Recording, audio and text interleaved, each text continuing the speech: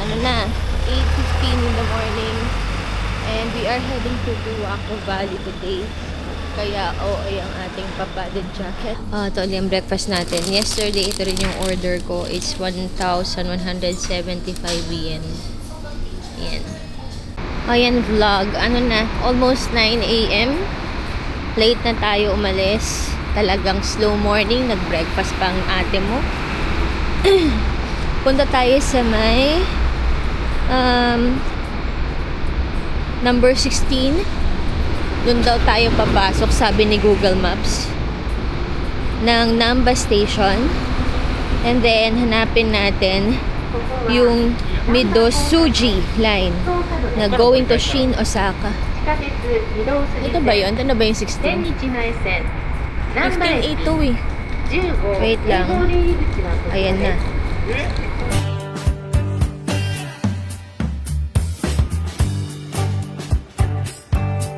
Nagtanong ako kanina, sabi, ito daw ang bayaran ko na ticket. Marunong na ako sa ticket, so pasok na natin to dito. Walang credit card. Diba?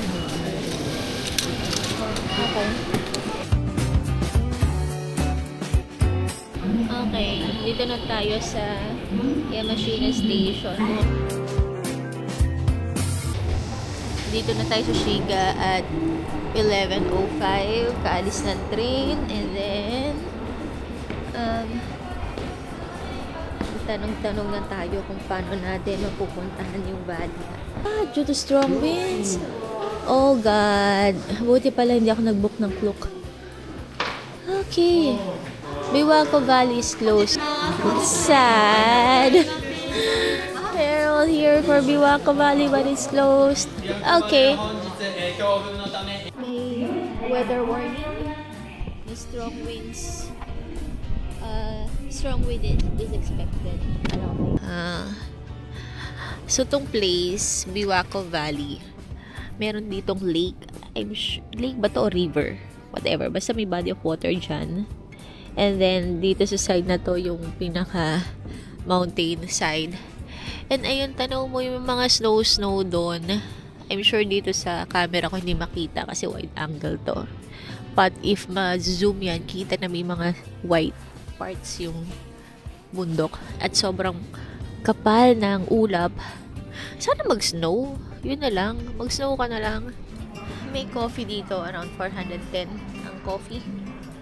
Pero hindi ko feel kasi tinapay lang ang meron. So, i-check ko sa ibang location kung meron pa. Ang layo ng pinunta ko. Pero ang ganda sana mag-sightseeing doon, no? Sayang. Pero at least natuntun natin tong Biwako na to. So, video na lang natin kung ano makikita natin dito. So, yan. I think that's the ropeway. Paakyat sa mountain. And andun pa siya, ayan, may ano dun, ropeway. At wala nga tumatawid na cable car or ano man dun. Dahil sobrang maulap and mahangin and maulan. But traces of white, something snow place. Ayan. Layo. And dito tayo sa Shiga Station, JR line. We're waiting for the train to arrive. Balik tayo ng Kyoto. Ayan, andito na tayo sa Kyoto Station, JR line. And ang laki pala nitong station na to. And yung Kyoto Station, city na siya. Hindi kasi kahapon, di ba, Kyoto area rin naman ako dun sa Toji Station. Rural siya, rural vibe. Dito, crowded. Ang laki ng train station. And then, marami ng mga establishments. So, kakain ako ng masarap. Today, ayan na po, ang laki. Ayan na yung Nidec Tower, Kyoto. So, paano ako lalabas? Bahala na. So, kanina, problematic yung ano ko, Sabi ko, Teka, may tumatawag. Sino ba to? Wait lang. Teka lang. Ito na siya. Dito na tayo. Ayan. Wala na akong additional fare. Kung ano yung binayad ko kanina sa may Osaka. Tapos lumampas ako, bumabot ako ng may Biwako Valley, di ba? Tapos bumalik ako dito. Wala na akong... Yes, guys! Ano meron? Uy! Teka! Ano ba to? May tumatawag kasi sa akin. Oh. Ganda.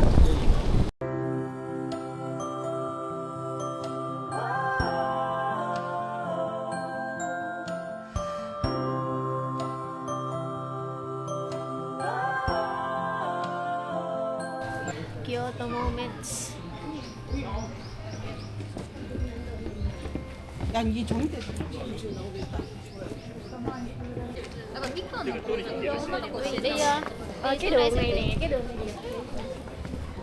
Ayan.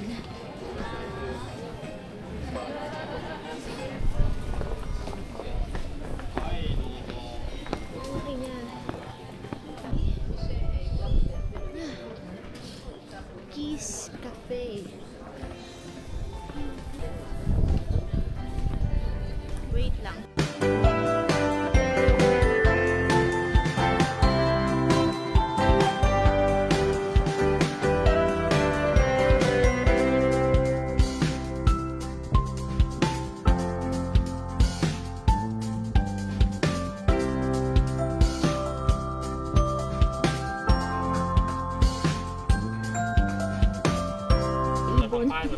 May ibon. Nagkaroon ako ng solo pic. Kanina, mayroong Indonesian na nag-volunteer to take my pictures. May mga time na ako na mismo nag-initiate na, can you please take a picture of me using my phone? May mga nagde-decline. Ganun talaga. But meron din namang mga nag-volunteer. So yun, ang ganda ng skyline ng Kyoto. From here. From this POV. Ang ganda. I mean, yung inilakad ko na nasa na ako. Pero 6K pa lang yung nilakad ko. From the train station. Not bad. Tapos, habang nililibot ko yung place, nakakita ko ng mga iba't ibang angles na ang gandang kunan ng picture. Gusto talaga to. Ayan. Ang ganda niya. Hindi lang ma-appreciate dito sa action camera. Ikot-ikot lang natin to. And ang ganda niya. I wish dito sa video ma-capture lahat kasi it's a mix or a blend of ancient Japanese architecture and nature. Ayan o. I think mas bongga to sa autumn. Ang ganda nito malamang sa autumn. And probably sa cherry blossom season, kung cherry blossom itong mga puno na to. But for sure, yung autumn. Kasi ngayon kalbo yung mga puno eh. So, wala masyadong appeal. Sakto lang. But pag autumn talaga nagiging magical yung place. Kasi nagiging colorful ang lahat. Especially for us Pinoy na sanay sa greeneries lang, tropical ang dating. So yun. Ang ganda ng building. Nakalutang siya sa ere. Meron lang mga pundasyon sa iba. And sa paligid may konting restaurant kanina. At may toilets din. May toilet ako nakita doon. So, yun lang. Ang next stop ay yung Starbucks. Pupuntahan ko yung Starbucks. And maghanap ako ng kainan. But, I won't be surprised if it's too crowded. Kasi ang dami naman talagang turista. And it's a Saturday. Pero sabi nila sa gabi daw, hindi daw matao dito. So, try ko magpaggabi. And sana makauwi ako kahit gabi na. Okay, dito na tayo sa may Starbucks coffee. Kyoto. Digo, depende del mundo, que arriba está mantenido como la vivienda tradicional. Entonces tienes el tatami, puedes sentarte en el tatami a tomar un café. Ah, ya, ok. Prefiero Let's order these donuts. Naliit lang yan. Ang ganda ng Starbucks dito. So, ayan. Papatulan natin ang... Papatulan natin. No, no está tampoco está el vaso que vi. Sige, papatulan ko yung tumbler. Ito, birthday ko naman. ¿Este? This one. Medyo chaotic lang dito sa Starbucks. Maraming tao. And nag-uunahan sa mga seats. But kung dito crowded, mas ma-enjoy ko yung place kasi ano siya? Tatami. Traditional Japanese interior. Ang sarap ng kape nito kung wala masyadong tao.